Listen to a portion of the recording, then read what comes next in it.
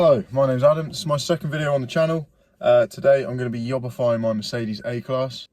What I'll be doing is I'll be installing a speaker. It's going to be an under-seat heater, which is going to be underneath my seat. I've already pretty much installed the whole speaker. Me being me, I thought, oh yeah, this is going to be dead easy. I'll have it done in an hour.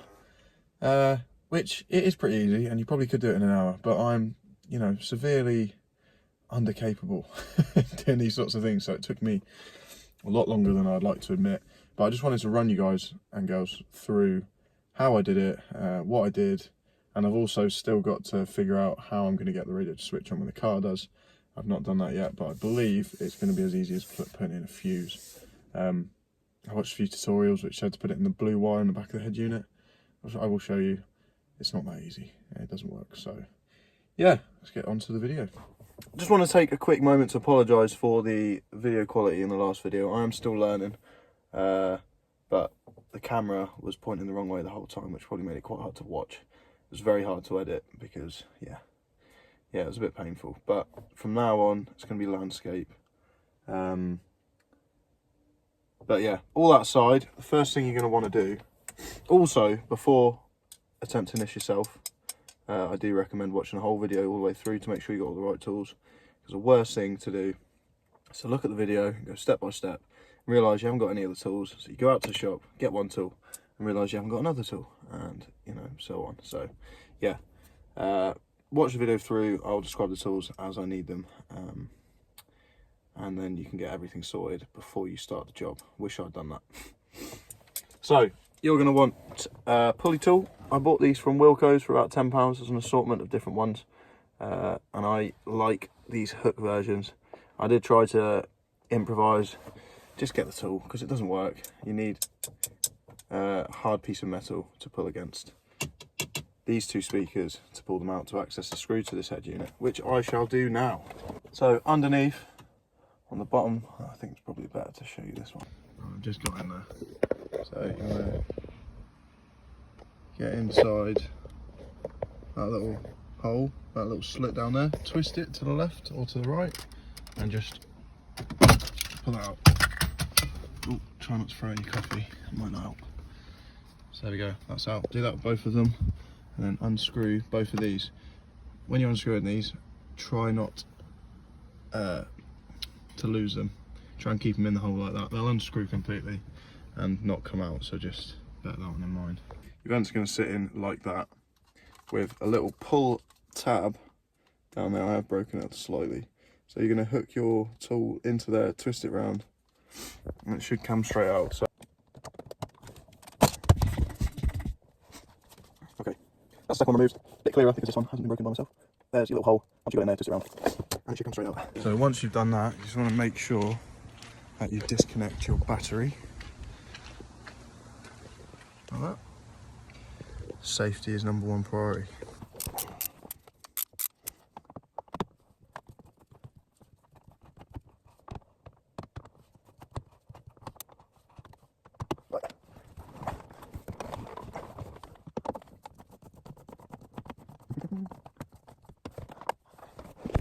Okay, now that the battery's disconnected, I've got my prying tools. Yes, you will need prying tools. I'm just gonna hit this bit of the radio, push it in. She should just come out. When pulling the radio out, just ensure you pull that tab out as well. Right, so you're going to need a high to low converter. So what this does is, because I'm attaching it to the stock radio, I don't have RCA leads, which has become a bit of a problem. It took me a while to buy this. You can get them at Halfords, but Halfords customer service is wank. Anyway, let's say front right plus, front right minus, front left positive, well, yeah, and then left front positive and minus. And then the black one, I don't know what that one is. So yeah, I'm assuming this is like what tells it to switch on and off. I hope so anyway. So I'm just going to find these wires on here. I'll put a diagram on screen, and I'll get back to you. Make them connect. So now you're going to solder up your cable wires. Also, the blue receiver light wire, which I'm playing around with right now, I'm just unsoldering that from the head unit. It's not supposed to go onto the blue wire on the radio unit. It's supposed to be wired in to a fuse which switches on when the engine switches on, to enable the speaker to switch on when the car does and not just be on all the time and drain your battery.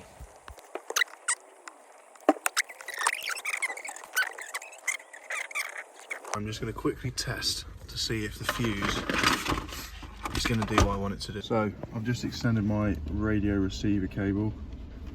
I've got the wires coming out there, tidied up the welds that I've done, and I've tidied up this blue wire as well to the best of my ability. I know I'm not great, but I'm trying. So I'm just going to reinstall the head unit.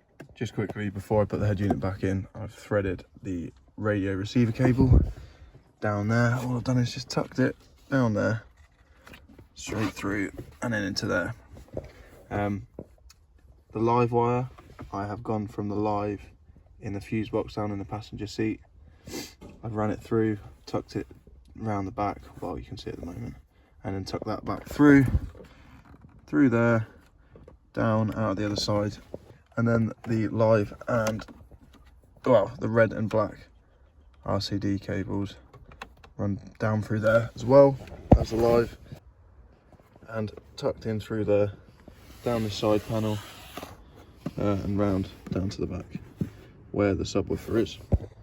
So originally I went from the left side. I just thought I'd use this video to show you how I tuck the cables in, the RCA cables and all the other cables through the side.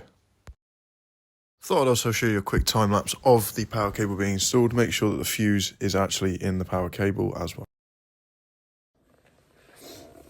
So now I'm just going to connect it in to the fuse. I've already chopped the wire off short. I'm not sure where you can see that.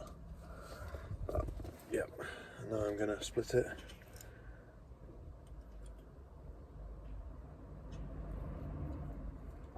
So that concludes my video today. Thank you very much for watching. I didn't actually record plugging the leads and everything into the subwoofer, but it's very it's very clear and obvious. Once you've got it all wired in, you can just plug it in and enjoy your speaker. Thank you very much for watching. Goodbye.